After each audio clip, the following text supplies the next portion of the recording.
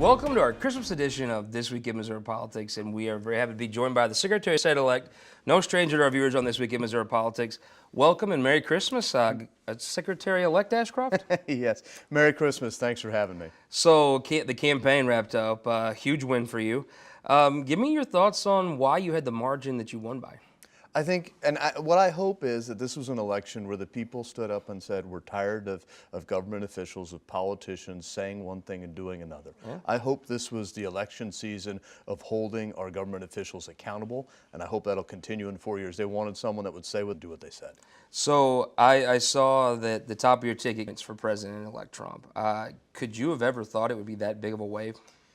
You know, I really hadn't thought what the numbers would be, but as I've traveled this state, people were ready for a change. They wanted someone from day one. His concern was creating jobs and opportunity for everyone, that he would put America first, and he understood that there's a greatness in a country that believes in freedom for everyone, and I think that's what happened. People just understood that dream, and they said, that's what we want to be like. So how do you think it's going so far? I mean, the transition team's pretty well into their work now. How's it going? I think it's exciting. At the federal level, I'm just amazed at some of the people that Donald Trump is bringing into the government that I think are immensely qualified, that have an understanding of what we need to do to move this country forward. And at the state level, I think it's exciting too. So as your office, it's been an interesting.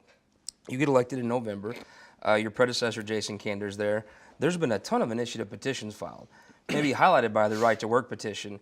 So the timeline on this, there's some folks that think maybe those things are being filed to be processed under Jason Kander's time in the office instead of your time. How does that work? And there's some of the things that were filed, like a right to work and some other stuff.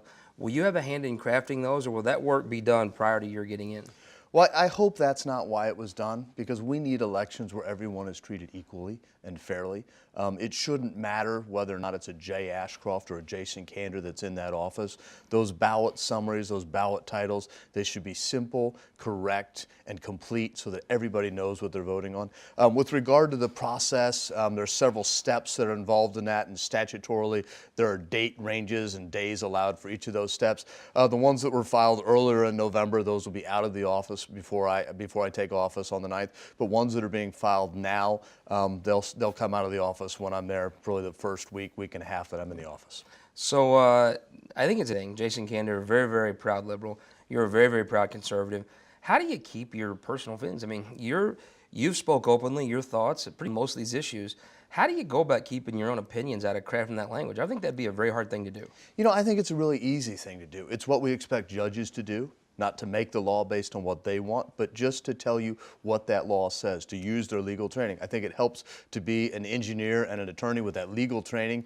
As an engineer, it doesn't matter whether or not you like the color you painted that bridge. It matters whether or not it's strong enough to support the load it's going to have. We have election authorities across this state that every year, sometimes multiple times a year, they run elections, and it's not about R's or D's or independents or green parties or constitutional or libertarian. It's about making sure the will of the people is made known. That's all you do. You just keep it simple and tell people the truth and let them make their own decision. So an interesting thing to me, you've come through, you've won this big election, huge margin, Republican state, Republican president.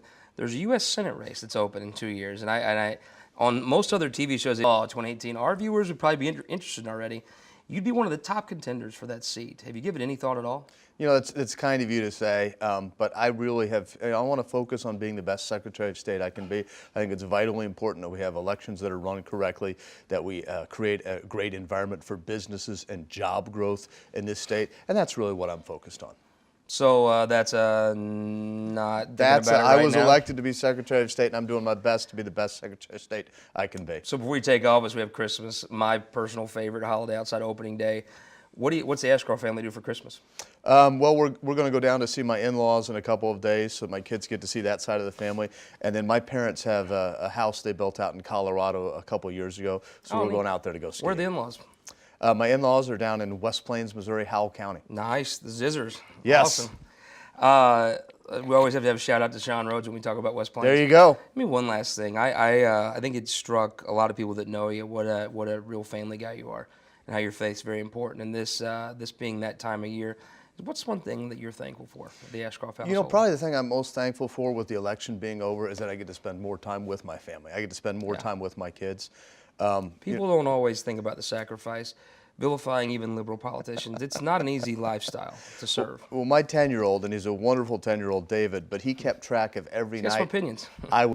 and wasn't there when he went to sleep, and he would remind me, and I'm just really happy to be able to spend time with him and just mess around and let them know that they're loved and that we're doing the best we can to raise them in the right way. Well, congratulations on the election. We look forward to having you during your time in office back here on This Week in Missouri Politics. Thank you very much. We'll be right back with our opinion maker panel. Jason Crowell making a reappearance. We'll first leave you with this week's leading Missouri economic indicators.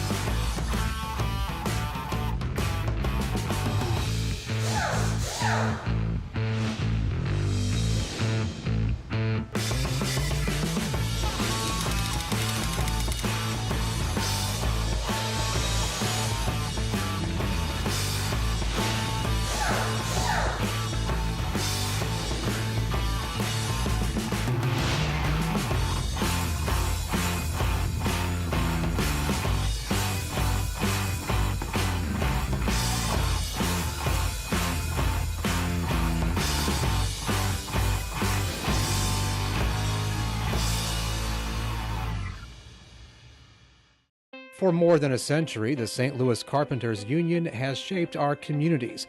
Through trusted alliances, we deliver skilled professional craftspeople while our business partners provide the kind of quality jobs that keep our economy humming. It's a blueprint that has worked since 1882. Turning Missouri into a right-to-work state stalls progress, wipes out jobs, and kills momentum. Right to work is wrong for everyone. Let's keep Missouri moving forward.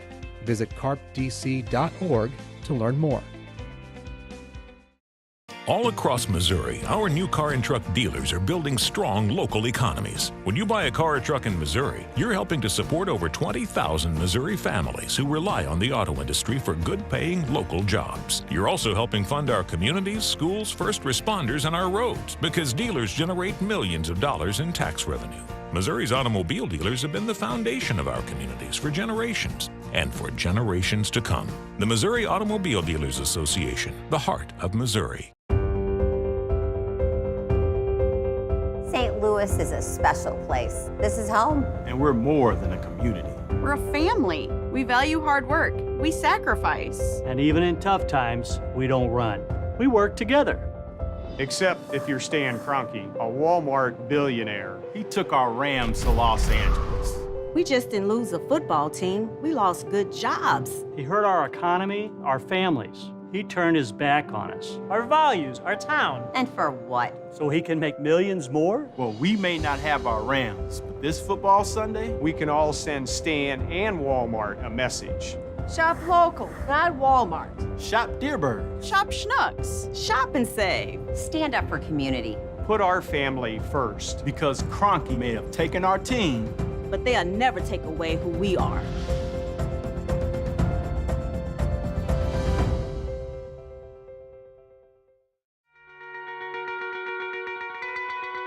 At Ameren, Missouri, we're committed to providing cleaner energy for generations to come. Our new state-of-the-art solar energy center is a great example of that commitment. It's part of our long-range plan to deliver more than 30% of our power from cleaner resources. Making sure your energy future is not just brighter, but cleaner too. That's energy at work. Ameren, Missouri. Welcome back to our Opinion Maker panel. John Gaskin, NAACP National Board Member. Welcome to the show, sir. Thanks for having me, Scott. Brian Wabi, Mr. St. Louis Democratic everything, right? Yeah, I guess so. There's a couple places that are still Democrats, and you've held them on. I have held them all.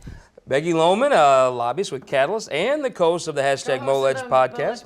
Yeah, I don't know which one. Me. We have to decide which one we do first. Which one's the lead Hopefully in? the podcast. Yeah. No offense. Exactly. Build it up. And now the senator that is just trying to make tomorrow a little better than today, former Senator Jason Crowell. Sir, welcome back to the show, sir. Thank you very much. Thanks for having us. So I guess it was a good election for you. Most everybody that I think you were on board with came out ahead.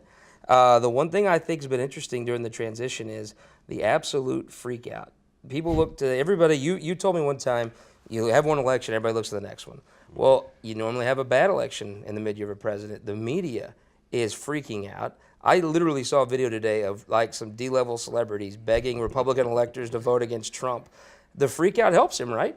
Yeah, it really does. And he's handled it in a way that the media just does not know how to deal with. You know, the transparency and bringing everyone through Trump Tower and looking at it, I mean, he's got them in the palm of his hand and they don't even know it. Brian Wabi, I mean, when you watch CNN, even you have to be like, I don't watch CNN. What do you watch? MSNBC. Nice. When you watch that, you've got to be like, that's a little over the top, right? No, it's right in. It's consistent with my beliefs. But no, it's the truth. I think that the president-elect is doing a fantastic job of maintaining the campaign. He started his show. He got an audience now, and he's going to continue to show.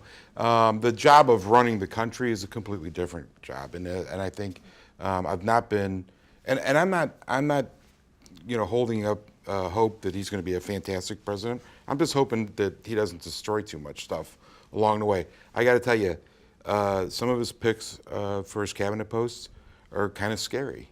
If you are someone who cares about the environment and who recognizes that the climate is in fact getting warmer and doesn't feel like it today, but I'm sure. Well, that's true. I mean, yeah. Well, every time it snows, that's the argument that there is no climate change. No, and so look, a lot of the policy decisions that he's going to make and then he'll affect can be fixed in the future as when people realize what a mistake we've made and reelect Democrats. The problem that the climate presents is that the irreparable damage that he and his people can do to the climate may take thousands of years for us to fix. John Gaskin, I always thought you had a very good handle on regular people. I look at Carrier, he saves jobs. The media wants to castigate him for it. I see him on TV saving jobs. With these environmental regulations, those things cost jobs. Ask any employer. If he brings back jobs, if he builds roads and bridges, I think he's got a decent chance to be successful, right?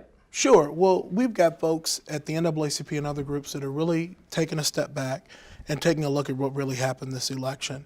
Donald Trump said a lot of the things that middle-class people wanted to hear.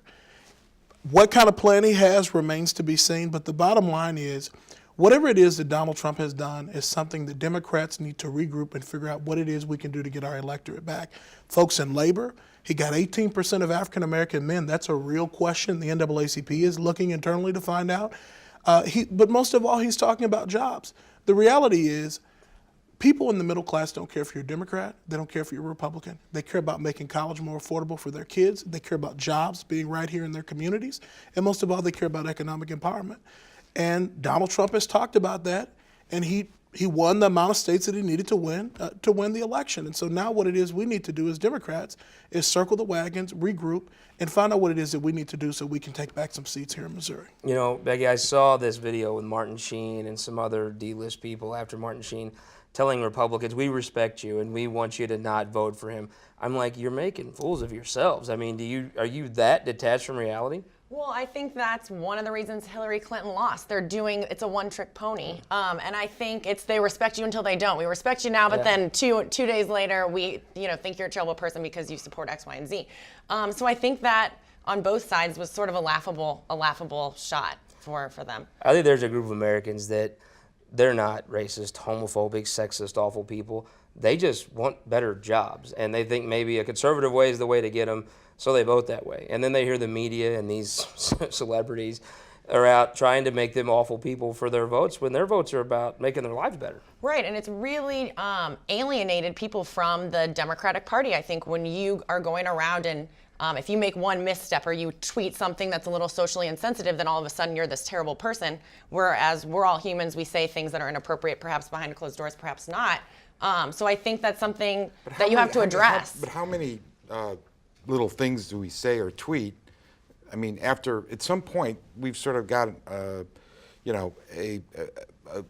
huge amount of evidence that something's wrong with this person. In your opinion. Sure. In your opinion. But I mean, in your opinion, lost. You lost. No, we didn't. We remember. No. We got the game we won. we're playing. We won. The we game won, we're playing is the we won electoral college. I get that. Period. Game. I get the game. But nonetheless, we got 3 million more votes in this country.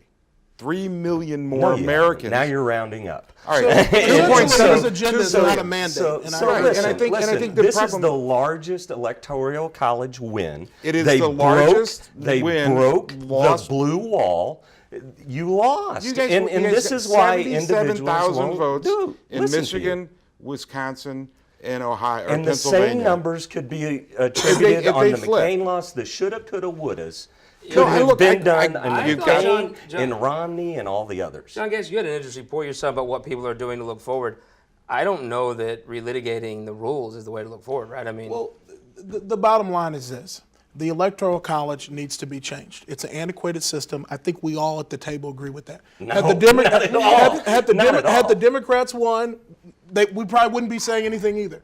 And so the reality is this: we've got to move forward as a party, regroup, find out what it is that we need to do to bring in young people, the progressives that were saying Bernie or bust. You know, the writing is on the wall right now. We got some serious work we need to do within the party. Democrats have a great message. We got to get on the ground and win some seats. let's talk about Missouri real quick. Brian Weber, there is one place where Donald Trump got more votes than anybody ever for president. That's right here in Missouri. I think some of these other national trends may not be at play. He brought in an entire Republican slate and supermajorities. The governor surprised everybody too. Yeah. I mean, the expectation was that Kander, Koster, were going to do better. I think it may have shown that maybe some of these races are becoming more nationalized and statewide. But more to the point, Governor Greitens off to I think it's a pretty good start.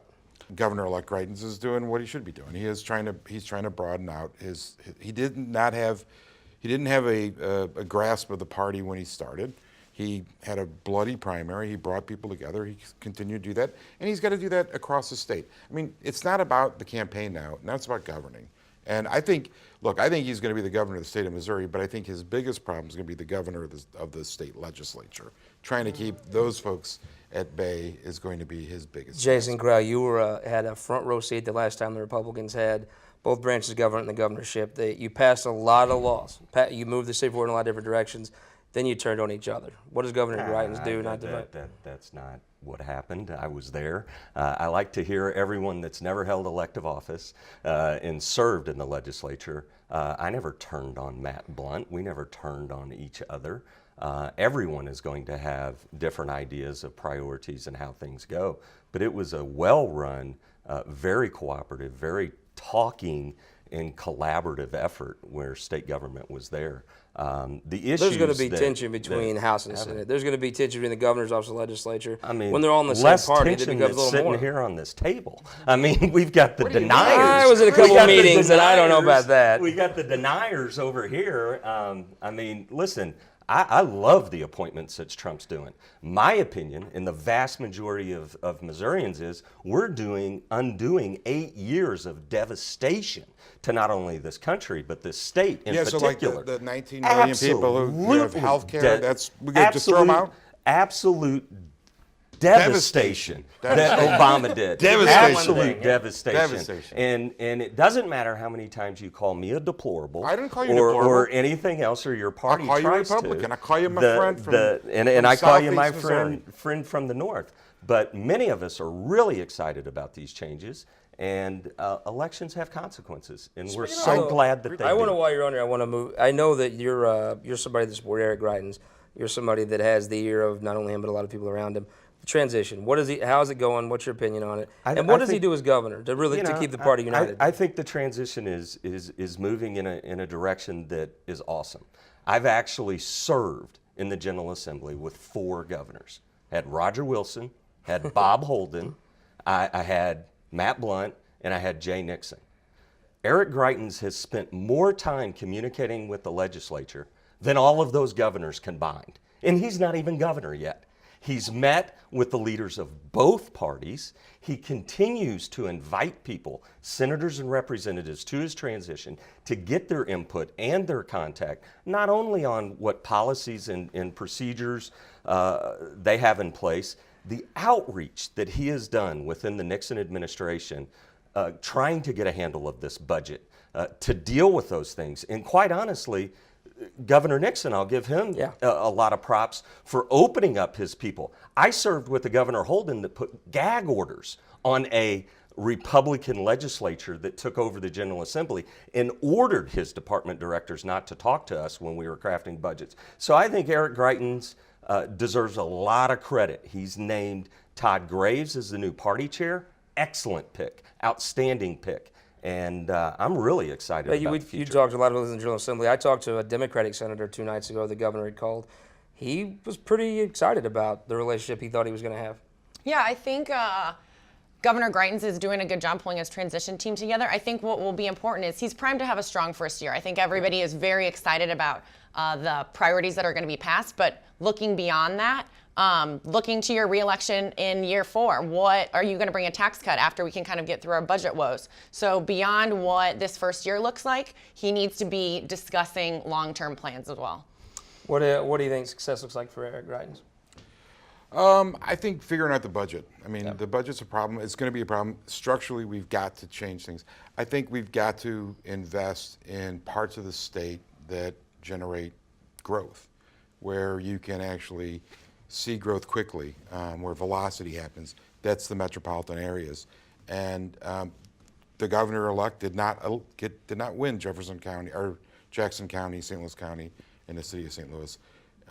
He did win in the Collar counties, and I think there's opportunities to grow there. But it really, I think, opportunities there, doing some infrastructure investments, strong. This I-70 corridor we've got to talk about I-70. What are we going to do with it? Some high-speed rail connecting. I love him. He's Mr. St. Louis Democrat. I love it. No, it's spot on. But it's infrastructure. None of those things will happen.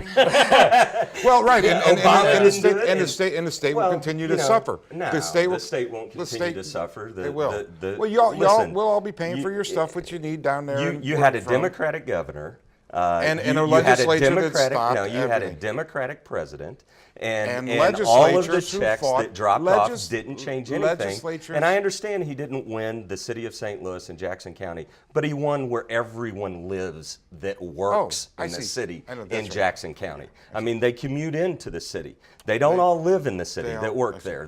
Nobody lives there are in the city, people. 'cause No, this- I didn't I'm sorry. say that. I said that there were people that commute into the city Right. to work. And you, benefit. by No, your no, no. statements, you're saying that those St. Louis people don't County, count. St. Louis County. No. I'm not saying they don't count. I'm just saying people in St. Louis City and St. Louis County did not vote for Eric Greitens. People in Jackson County did not vote for Eric Greitens. They voted for the Democrat.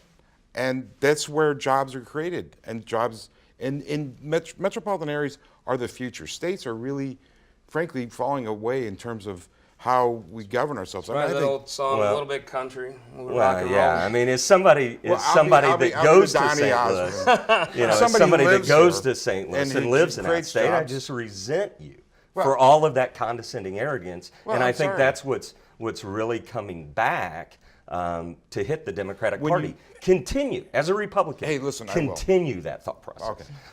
I think let's take the last 4 minutes and look back on the year. Always talk about campaigns. Let's talk about Becky Lohman, the most impressive campaign you saw this year. So I think Josh Hawley had a great primary campaign against Kurt Schaefer. He did a great job of getting his message out. He came out of nowhere and won that. I think he did a good job framing himself as the Hobby Lobby attorney. Josh Hawley, for sure. Jason Grell, your name's been on the ballot. What do you think? My thought process is this. The two people that were most impressive were Chris Koster and Eric Schmidt by not having primaries. Yeah. You don't understand how difficult that is in elective politics.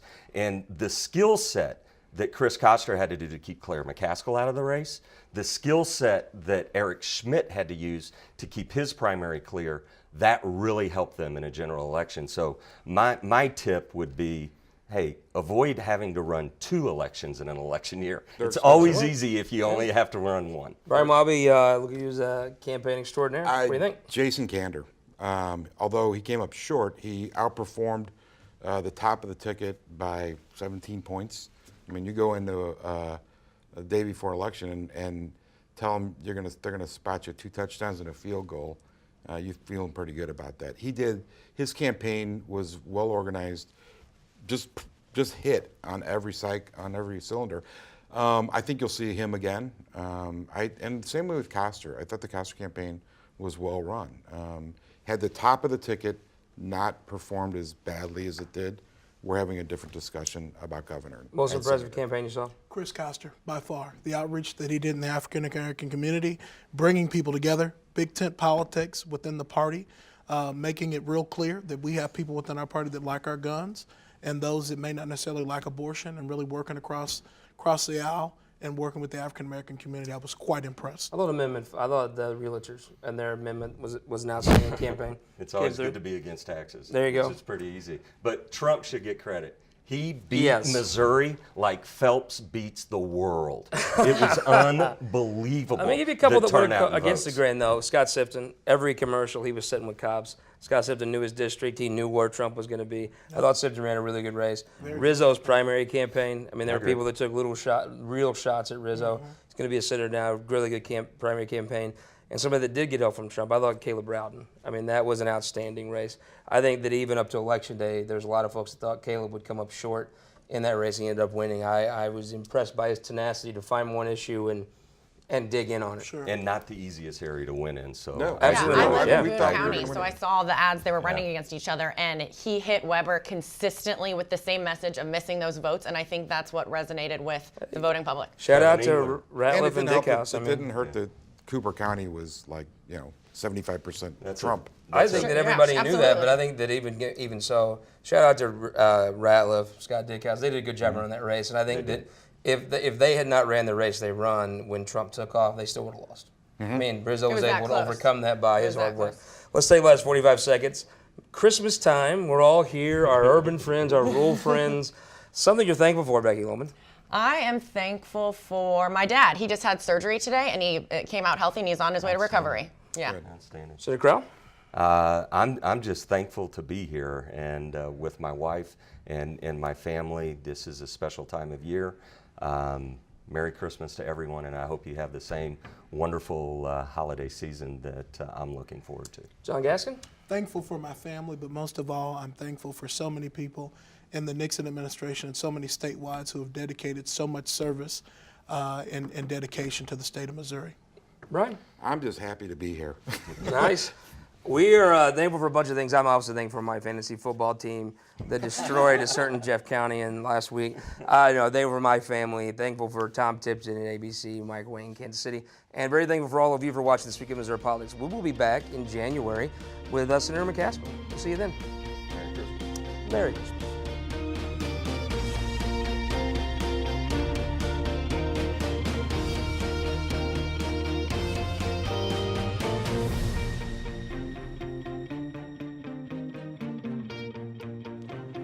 This Week in Missouri Politics, brought to you by Spire and Sterling Bank.